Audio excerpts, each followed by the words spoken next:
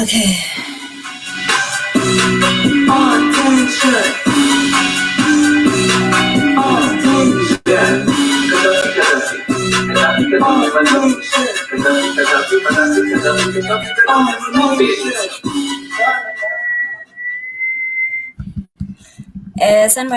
Sanbanani, everybody. This is Gaddafi Manafi again on your screens, whether you're using your laptop, your cell phone, whatever. Today, as I promised, we have SIYANQOBA MTHETHWA. Most call him Mphathi. Mphathi. Donna. And today I just want to understand what Mphathi means, because I see a lot of people are using Mphathi. So Opata in.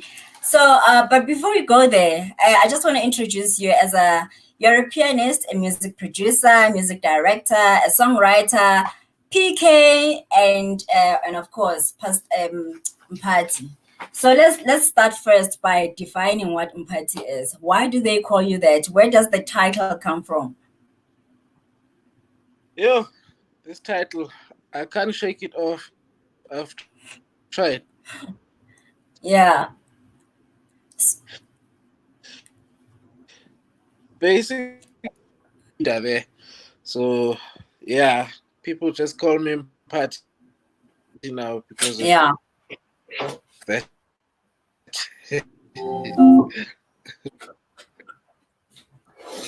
I hear you. And another thing I wanted to clear up, ukuthi siclearishe. Wena noBheka Mthethwa noQhubekani Mthethwa, are you guys blood brothers?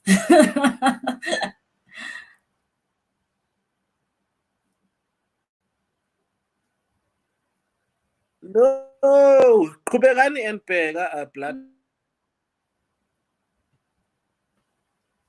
brothers. Not me and them. We met with Pkkay in high school. Yeah. And we're doing grade 8 in high school. We became friends. And after that, I got to know his whole family. Yeah. Interesting because like you guys look alike, you're all in the music industry, so it seems like you guys are, you're a family.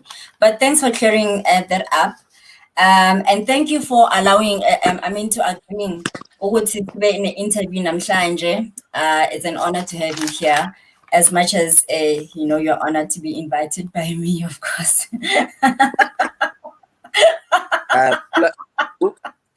You are in the industry, so Yes. I must honor the. Thank you. Thank you, sir. And yabona for me, Nane, thinking ukuthi how we met and how I know you. I mean, it was just a jazz joint where we met and you were playing jazz in the afternoons on Sundays. And that's how I got to know you before you even got to the big stages of Joyous celebration and, playing with Abos, Julius Tipuma and blah, blah, And it's so interesting, ukuthi la uvela khona as a jazz artist, and now you have expanded, spread your wings into the gospel industry, and you've become, it's like you're branded as a gospel music director, gospel this, gospel that. And but like I've always fought with that. I never wanted to brand you as a gospel artist, because I know you as a jazz artist, So I mean, from when I knew you then, I'm sure the journey started way prior. So please tell us about your journey from like how you decided to play music, who like, from home to high school to playing music, and that whole journey until you got to Joburg, basically. Okay. My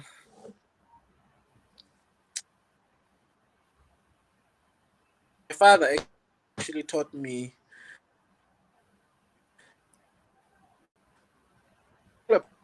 pastor, but he was a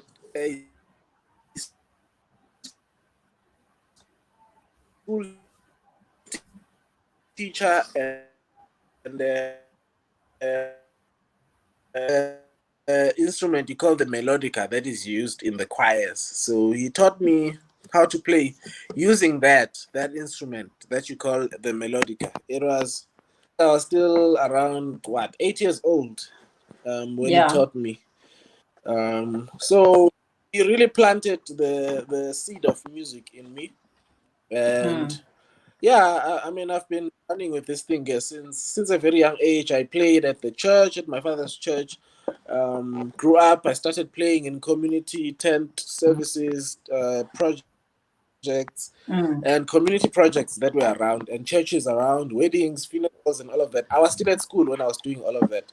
Yeah. Then, when I completed my matric, I went to study jazz at University of KZN, Howard College. Then when I completed my degree, I then came to Johannesburg.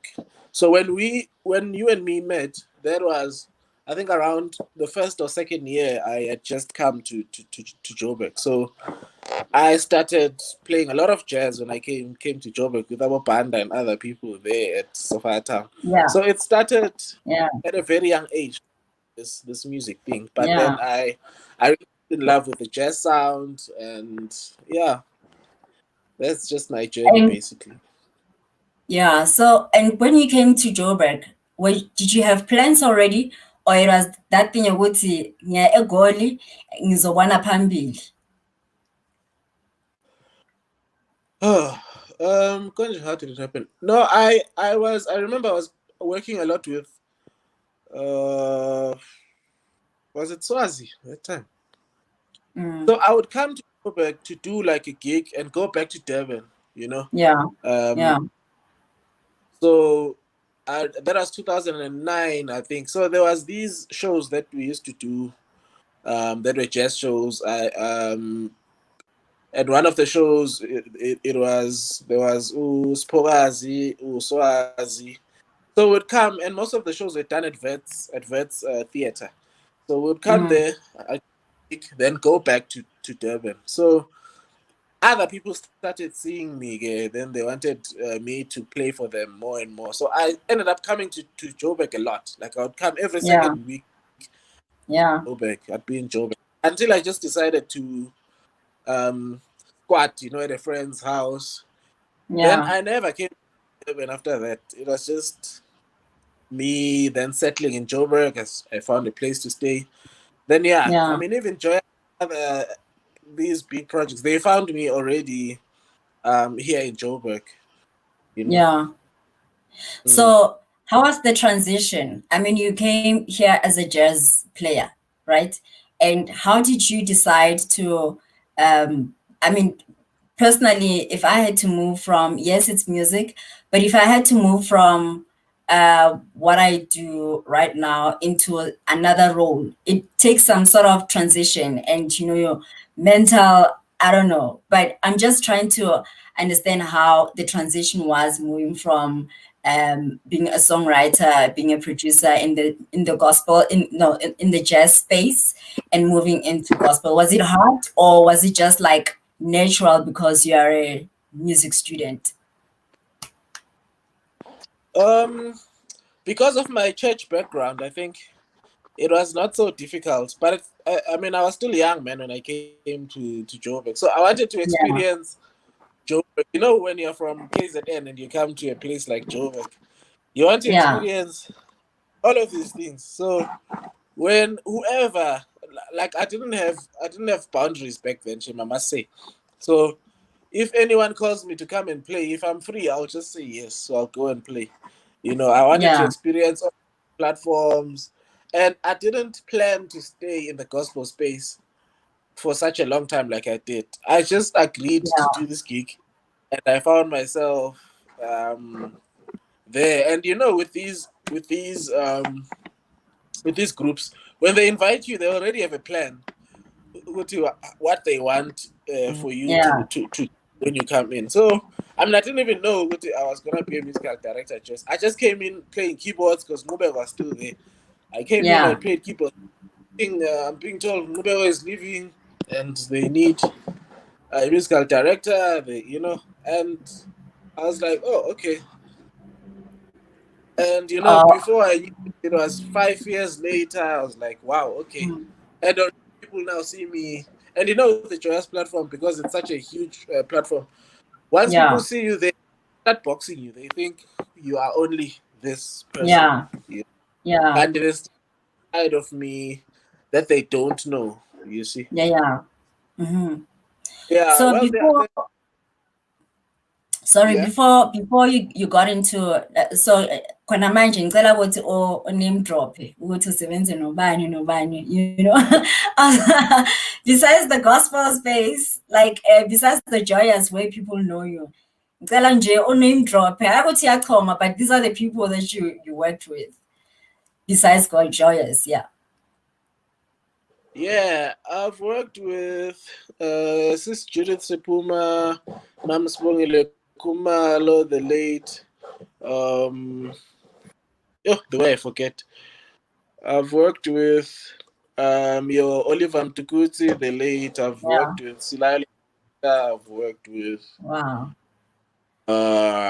Come on, there's more. I've worked with. Remind me, these people.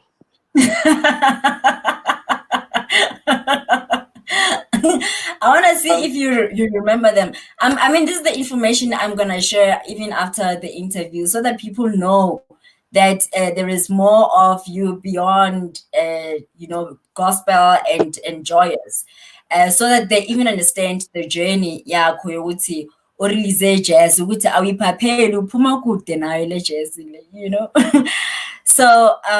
So you can send me the rest of the names and then I'll just put it out there. Judith Sipuma, when you worked with her, was that before Joyous or after you started working with Joyous Celebration? It was before Joyous. It was before Joyous. We were actually introduced through Swazi when she used to do her jazz gigs. So she invited Judith to come. That was in Durban. So when we did a gig together, she was so blown away. By my musicality, I guess. Then I was part of her band for a while when I came to Joburg as well. We doing so many gigs with her. We just did one even two weeks back, Yeah. So even when you were doing, so even after joining Jazz Celebration, were you still playing jazz on the side? Yes, but there was a time when I wasn't playing any jazz, and I was so sad. I know you don't like it when I don't play jazz. In fact, I think you hate me in gospel, but it's fine,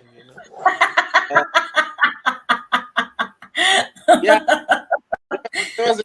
I was not playing any jazz, and that was a sad moment for me. But it never came out of me. I've always loved jazz, and I think I'll always be in this space. That's why now you see me. It's more like a full circle because I've done all these things that I wanted to explore and experience.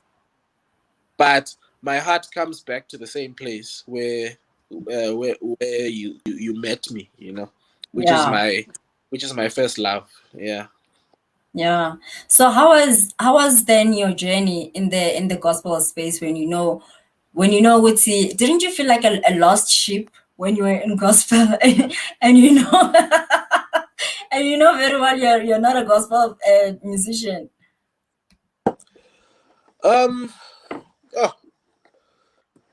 I think because one of the things about me is that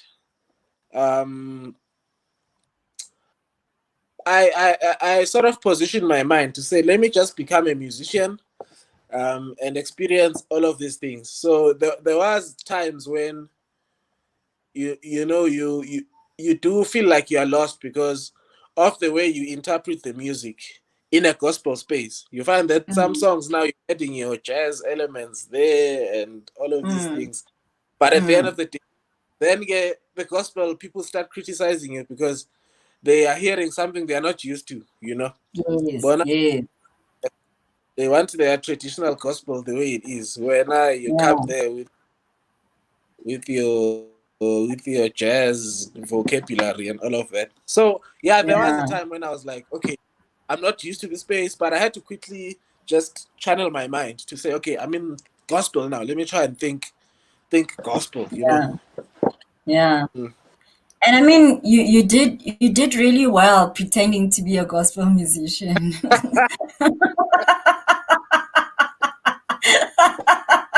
Oh, Because personally, I was like wondering, where is Sian? Because this is not you. You know, I fought this thing. It was like a demon. I was like, no, this is not him. So for me, it's like you really played it well to stay and to sound like a gospel musician. Because you know, it's very hard for even gospel whether it's vocalists, and they move into they try to do this secular music. You can hear a gospel artist when they are a gospel, you know, and they try secular, and the other way around. So that's why I'm like, I applaud you for, you know, being the best actor. Ish, I had to, you know, the pressure was on. They were like Yeah, people gospel. So I've been trying my best. Also, I've been learning from people who are in the gospel space. You know, I was asking them, so yeah, how do you do this and that? So I'm one person that loves learning. I don't have pride at all. If I have to ask, I'll do that, just so that I learn and I do the right thing. You know. yes, yes. And Mm. how has how has it been working in the gospel space versus working in the jazz space when it comes to we are now talking about how they do business. Is it different, or is it the same world, just different genres? Hey, it's different. It's quite different. I find that in the jazz space, things are a bit simpler than it is in Mm, the gospel space. Also, in I guess with the people that I've worked with in the jazz space, the work is little, but mm, payment is you know they pay good. The people that I worked with. Then in the yeah, gospel space, a lot of work, but the money doesn't match the work. You know, unless yeah, if the only way I could win in the gospel space is that I become a musical director. Because then they pay the musical directors and the producers good money. yeah, Then everyone yeah, struggles. But there's still a lot of work in the gospel in the gospel space. There's a lot of yeah, work. There's songs. There's a lot of arrangements. Rehearsals are at least 3 weeks or more for just one show. So it's mm, very tech to be in the gospel space. It's a beautiful space, but I think there's still a lot that needs to be fixed when it comes to the business side of things. You know. yeah, yeah. Yeah. And so because and I'm asking this because I've been very much in the secular world, that the only artist that I've ever booked is in the secular, except the last gig that we met, Koyona, the when you were performing with Judy Sipuma, and Benjamin Dibu was there as well. Those are the only two artists I've ever booked in the gospel space at all. And because I've been working more with the secular, and I realized that the work ethic is very difficult to work in the gospel space. Firstly, because rates, for instance, rates, people don't know what their rates are. The contract is like a very weird language to most gospel musicians, you know, unless you are the big name. You are Judith, you are Dr. Dumi, you are a leading singer. um, and how do we, for me, how do we fix this? Do you guys ever thought of running workshops? Because you can see there's something is lacking and things need to be fixed. Where do we begin? I mean, right there when you were speaking, you were talking about workshops. Yeah, I think we need to find a way to bring the workshops to people, because also when you say let's organize workshops, you know how people are. A lot of people won't come. It's only a yeah, few people that want the information. So the important thing, whether we like it or not, is to educate everyone. Because if there's only a few people who have the knowledge, then the industry won't change. It's like vaccinating people. We mm, need them to have the information before the yeah, industry can change. You know, there's yeah, still, like, if I work with contracts and I'm in a group of 20 people who don't use contracts, I won't win in that yeah, space. yeah. People go for these other 20 people who just do things anyhow. And if they True. come into a circle and find that everyone there is working the same way, then Mm, they have not to follow what everyone is doing. So we just need to find a way to get the information to people and to enforce the information. It shouldn't be an option for you to learn. yeah, If you're in the, it should be a must that you have information on music business and how to run a yeah, business. Then we start running our industry better. I think also I don't know, these music organizations also, they need to help us in this. That we need to regulate our industry better.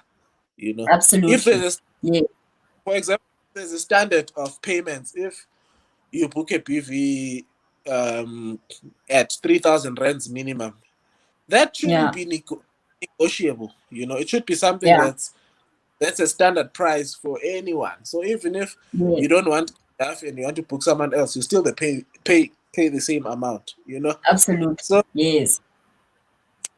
I don't know how we're gonna win with this. Maybe the political parties can help us. I don't know, but we need to enforce it. That's the only way it's gonna work. Otherwise, if people are still freelancing like we are doing, even the other sectors and the government will never take us seriously. And we saw this during lockdown. Every other Yes. was covered except us. Yeah. Only Yes. got fired. And because of all these loopholes that we have in our industry. Yeah. Yeah. And with you as SIYANQOBA, do you have a record label? Um, I do, but I'm the only artist there so far. And but we've seen a number of projects being released, like Xoli's album, Jesus. What is it? Jesus. Jesus is enough. Jesus is enough. And then you worked on that. What was your role in her album? I was a music producer and a musical director there. Okay. And then did you have any hand in Nabagazi's album, Msomi? Yes, I did. I was also doing the same thing. I was directing music. I was also a music producer for the album. Okay. And Puleng Match. Yes, as well. I was playing the same role. Okay. And who else were you playing the same role? Spunoa. Okay. Yes. Uh, yeah, I've done so many projects. I can't even remember. I did Snazy. I've done. Uh,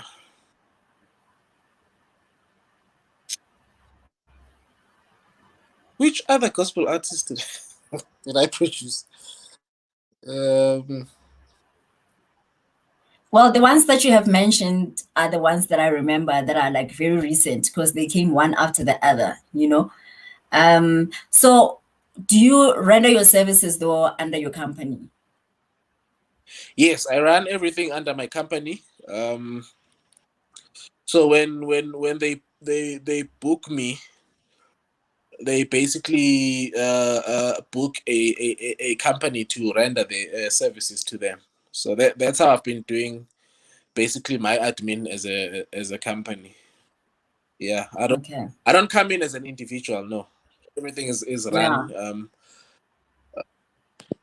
using my company. Yeah. And then Claire's album, were you also playing the same role or you were not part of her album? Yes, yes, I forgot the track. Jesus. Yeah, I did. I was musical director as producer on that as well. Oh, okay. And are you out of? Have you left the gospel space completely? Like, I just need to understand who's managing over solar. I say, are we And are we as forgetting what? about you? Hey, No, I haven't left yet, but the plan is to now focus on my music as an artist. So I'll be spending a lot of time back in the jazz space. You know. I'm happier. I'm happier because you're going to travel. I mean, let's face it. You're going to launch. You're gonna be doing the tours. You're gonna get booked, and then you're gonna go global. You know, so you can't be booked for in New York there, and then jazz celebration is like you must come to Carnival Seat. you, you must, Yeah. No, Pella. Well, I mean, you are right there, and very priority now is my project. So everything else comes second.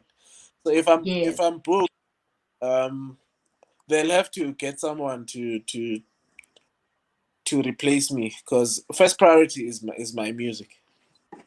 Of course. So you're ready to hand you must start doing the handover, Baba, because it's gonna be busy for you, you know? Yeah. No, and I'm looking forward to that. I wanna tour. I wanna express myself on the world stage, and Yes. playing jazz. I've already written new music. So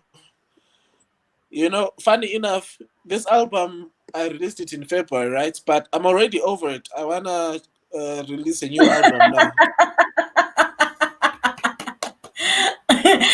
You know, one thing that I was gonna ask is that why did you give us just like what was it, 12 songs? Because for me, I was expecting like at least double CD because it's like I've been waiting for so long, you know?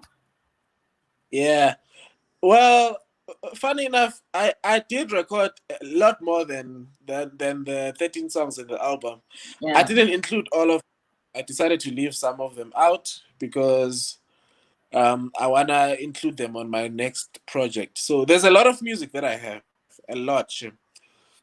And Yeah. during the tours, I'll be performing. I won't be performing just the music on my album. I'll be performing all of my music, including the music Yes. that's not on Yes. the. Yes. That's really a great idea. So that you introduce them to what's coming. So your album, and I mean, you started talking about your album without even talking about it. So it's like it's who you are right now. It's what has branded you right now. Coming out. Why the title coming out? I think you would understand better because you know me before I I went into the do. gospel space. So Yes, trust me, I do. This is for the people, not for yeah, me. so when I went into the gospel space, it was like in a way in the industry I was misunderstood because then people started seeing me as a gospel person, and a lot of the people in the jazz space who saw me after I was in the gospel space, they were like, "No, this person can only do gospel." And they didn't see me doing any other thing. And I understood because Vele, they saw me playing gospel. So I wanted to also show the people that don't know me, Uguti, this is who I am, kahle kahle, uyabo. Yeah. So Yeah. me coming out is just saying no, SIYANQOBA Mthethwa is this person, not what you've been seeing Yes. all these years. Yeah. Yes. So I want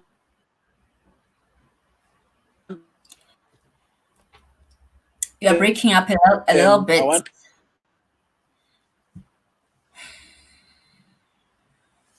people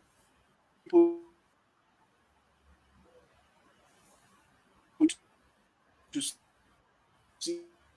see.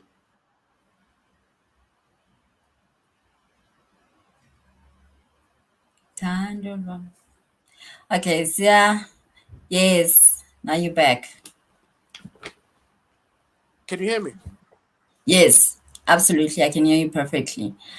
So, um,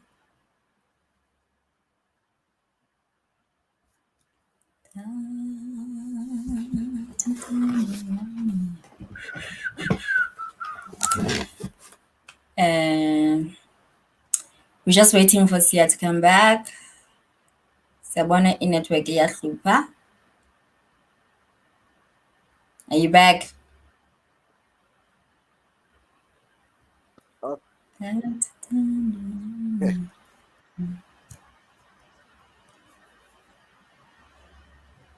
Are you back? Are you back? Check mic 1, 2.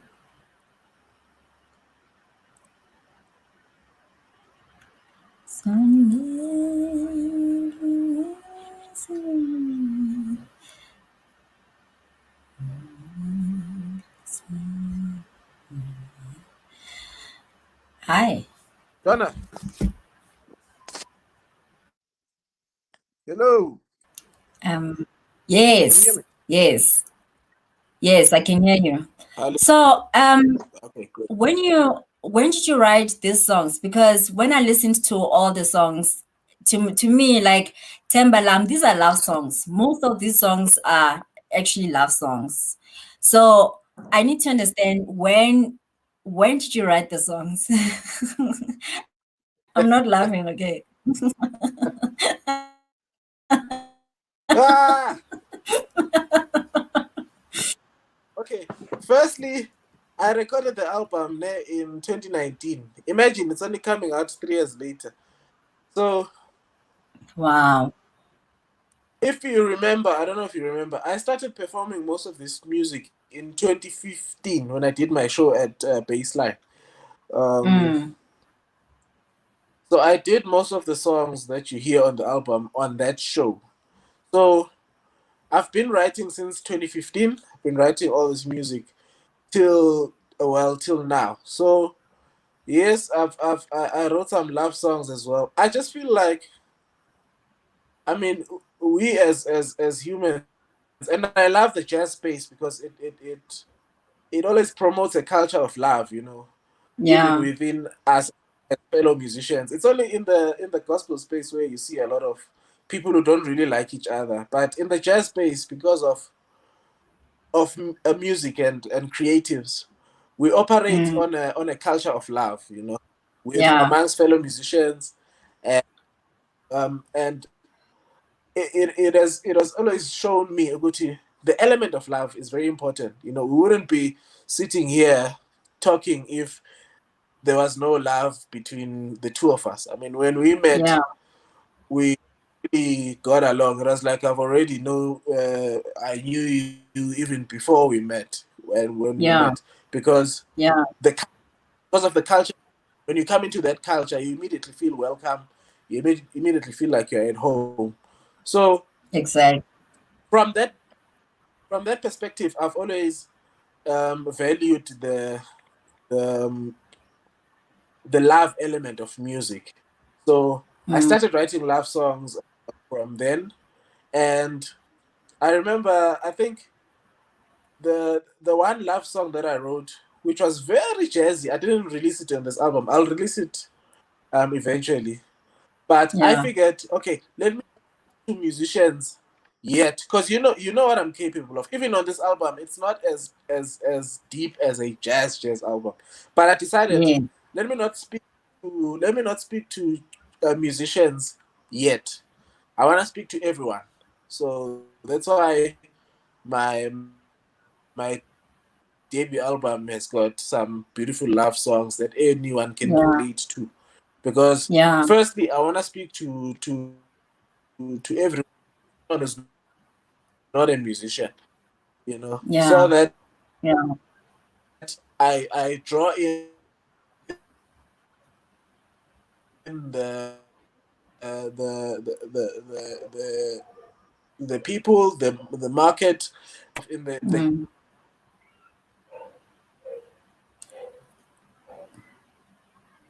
process.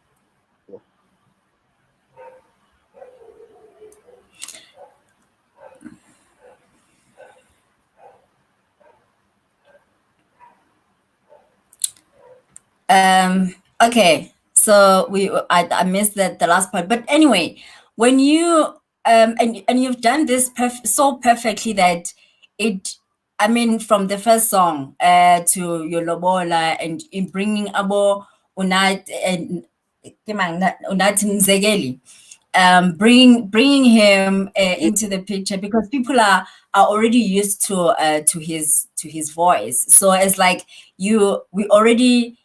It's more like if I didn't listen to jazz before, I'd still connect with the music because there's familiar sound that I'm used to from the gospel. Now you bring it to jazz. So that was the best move, because even when you brought I won't do I was Fiso Kanyile and all, but there's still a bit of that jazz that says a lot about you, especially when it comes to Psalm 23, Reflexes as well. Reflexes has more, it's more jazz, like it's real jazz, real jazz.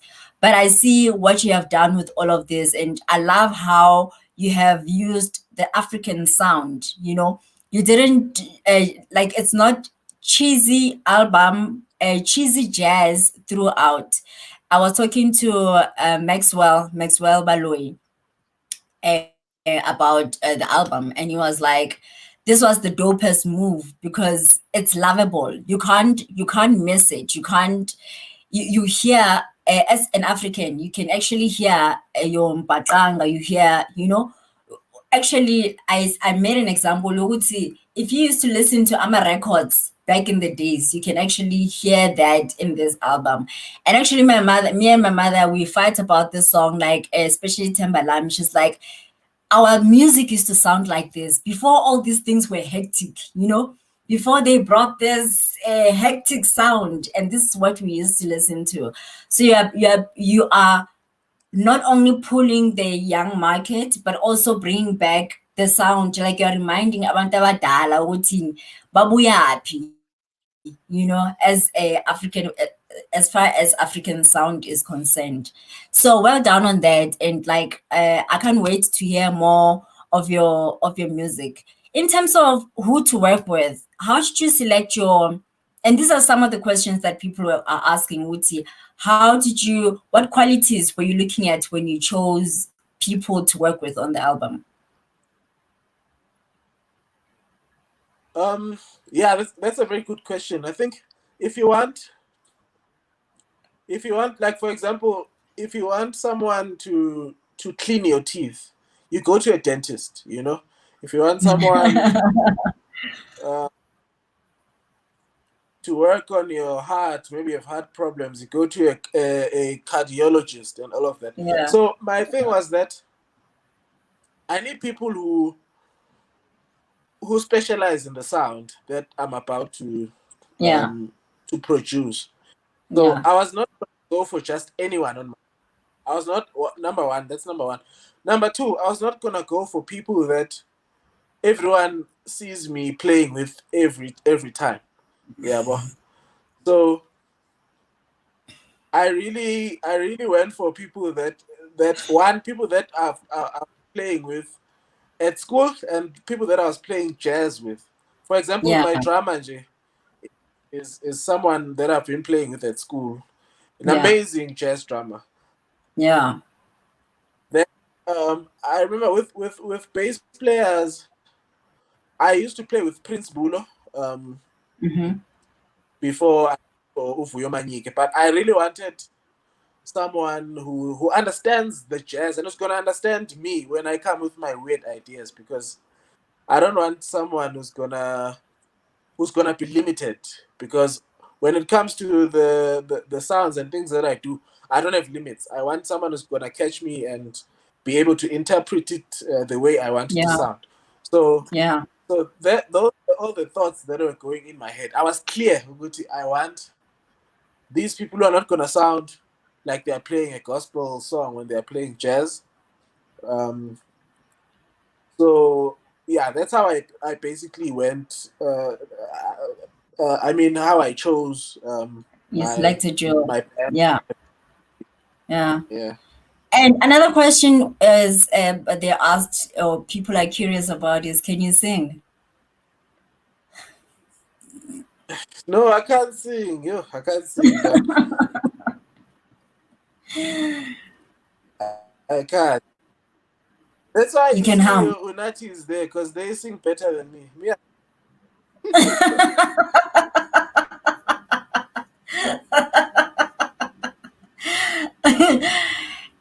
And so I'm just guessing, Wuti, it was not then difficult to introduce your music to your musicians that you have chosen to play, because these are people who are already in that space and you knew that they can deliver, right? Yes, ma'am. Yeah. Yeah, I have so many questions, like, and I'm just looking at the time because I want people to, absorb all of this, and it might take more than an hour. So I think then more other, questions will do another interview when you have gone to your tours, and what is your plan? Where are you starting? When are you launching? And where are the tours and the dates? Okay. For now, I'm gonna do all the big cities. Next week on the 9th of March, I'm going to Durban. I'll be playing at the Jazz Center at the university. So that's where my tour will start. I'm working on the Joburg leg now, which I want to do in April. The information will be out very soon, if not this week. Then I want to do Cape Town. I'll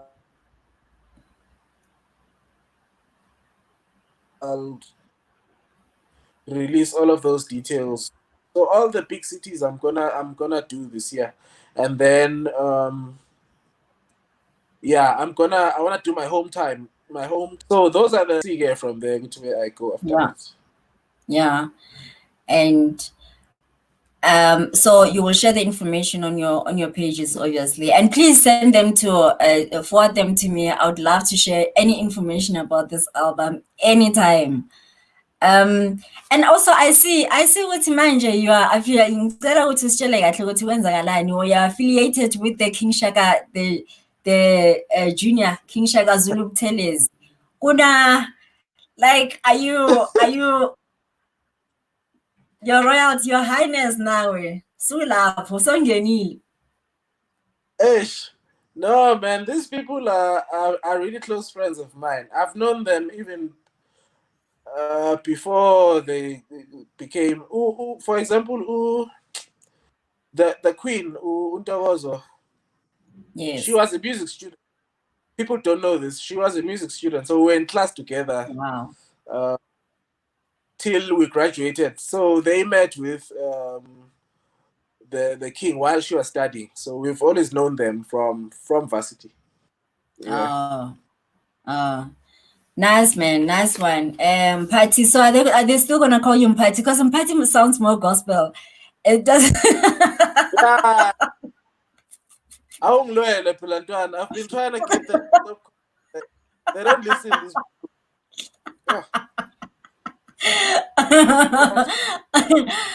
Yeah, man. But kakhulu mina, I just wanna say congratulations because I've been waiting for this for a very long time. So I'm a really happy person right now. I almost wrote attention yokuthi yazini phuma ku-gospel siya. We are done. We are tired with you. We are tired of seeing your face out there. Like I was just gonna do it in that manner, but siyabonga kakhulu ukuthi you have released who you really are, and this is a beautiful album. It's a lovable album, and inkinga manje ukuthi mangivuka, that is the first thing that rings in my head. I can't even pray first.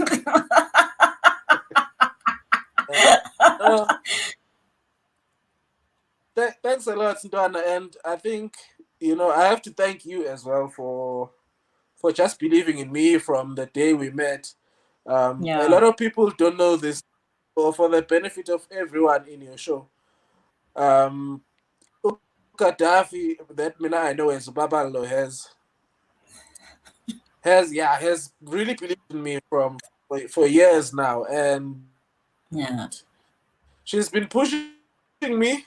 She's been on my case for years. This is not just something that has happened now. You are one of the people that has been pushing to really do what I've done now. So I really thank you for the support and believing I can do this. You and a few other people are the reason for this successful projects that you see now. Yes. Siyabonga, SIYANQOBA. And I can't wait to see you go global because that's where you belong. That's where you belong. We've been waiting for too long. And before we wrap up though, ABC Piano, I just a bit share a bit. I know what ABC Piano is about, but I think it's important if you share for those who want to learn to play music.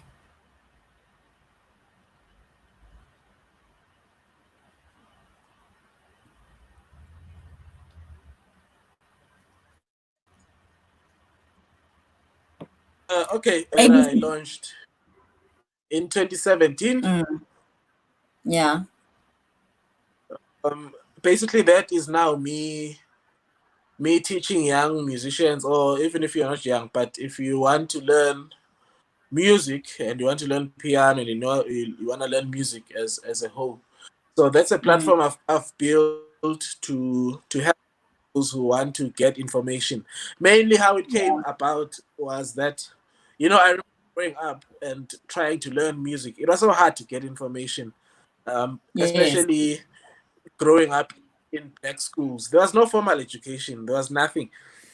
So I had to just learn from radio, from all these places. So the only time I got formal education was when I went to varsity, of which I believe for me it was late. I wish I got information earlier.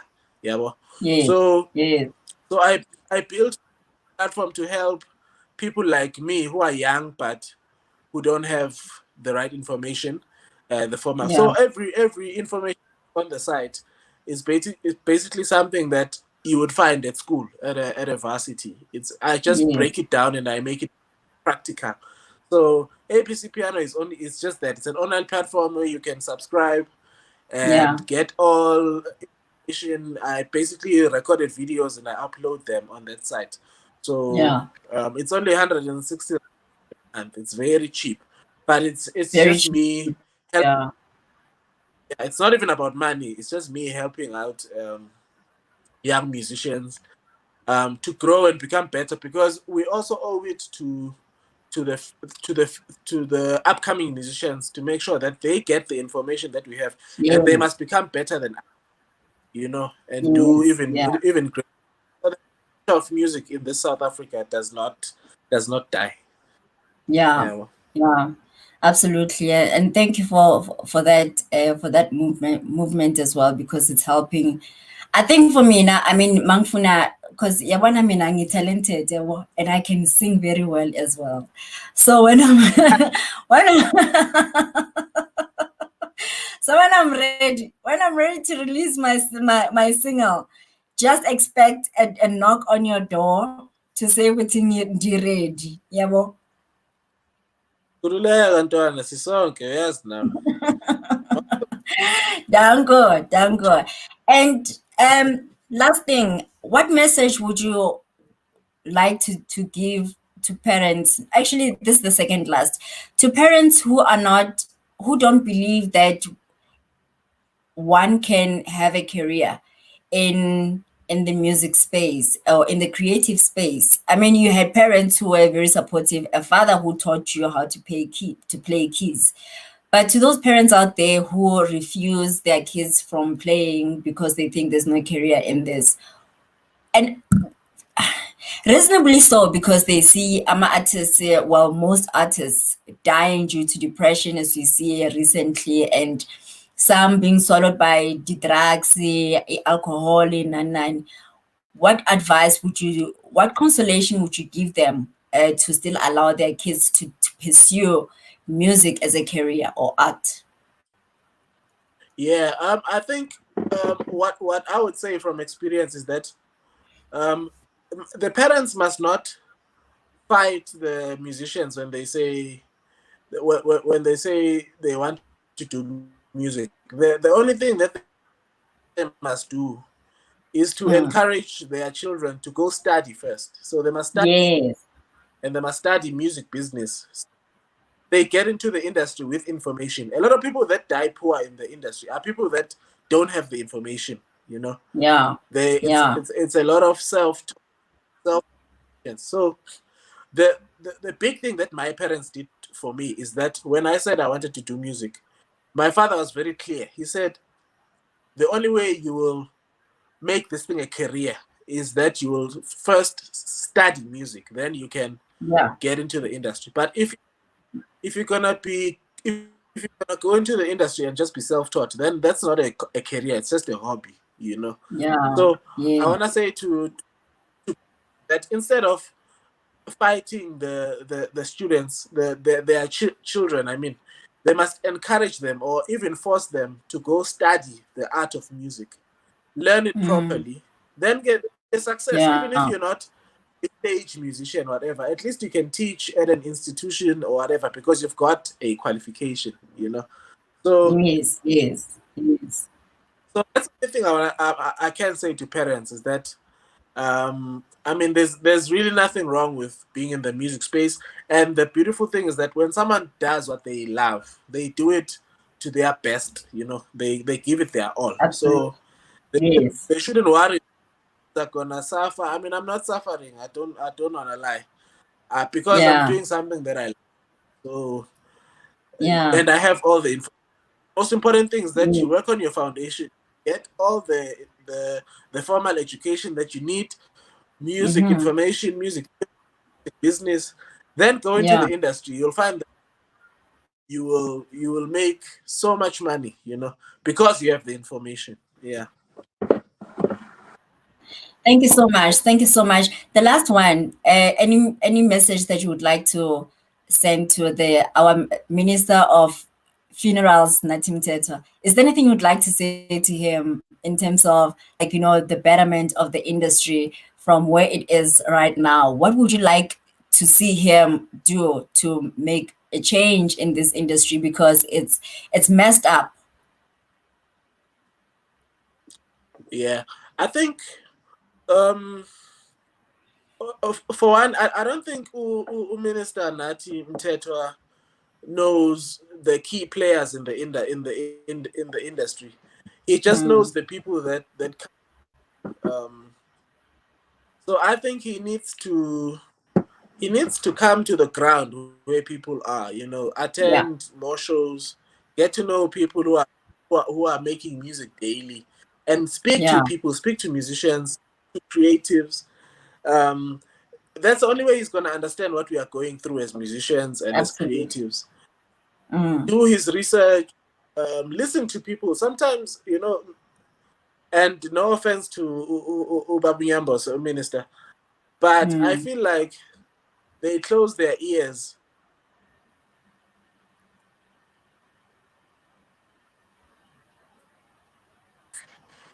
of ignorance because they don't know what's happening out there in the music. Yeah. So all of that they need to be in the space where most musicians are. Musicians are on the ground. They're at all venues playing music. They are at theaters. That's where you find musicians and creatives. So if our minister can be one with us and basically do his research, I think he would actually understand, and then it will help him in his job as well as a minister to know, okay, how do we fix these little problems that are always in the air?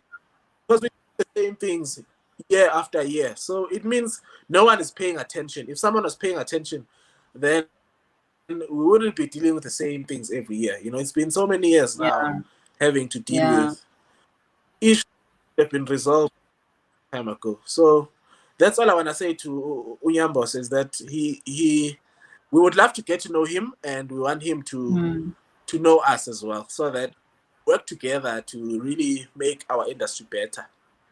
Yeah. Thank you so much, Sia, for your time. And mina angeke ngibiza Mphathi because leli gama liyagugisa mfana.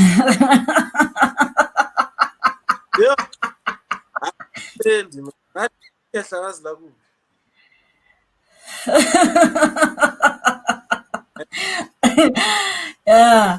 Thank you for your time, and all the best with your career as a solo artist. And may God open all the doors, and like already you are global in Ghana. I mean, ngibona lapho kudala lapho for mina, and I think that's why I was so frustrated with lo muntu uphuma nini, and value you came out, man, and well done on that, and all the best. Yeah.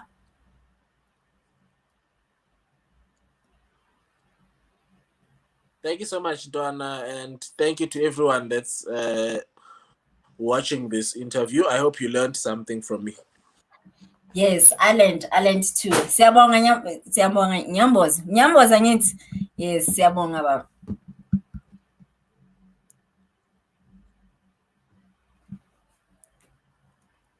Yebo. There we go. Our interview with Sia. I hope you have learned a lot, because mina ngifundile bafethu, and seniyabona ukuthi mina ngine music producer nani, should I want to release anything zoba ngilapho, like already ngine music producer, ngine songwriter, ngizoba to do. And we'll share more information on Facebook. And for bookings, we'll share the information on the caption of this interview. So, yeah, that's us. We out in 1, 2, 3. Exit. Goodbye, guys. Thank you for watching. Bye.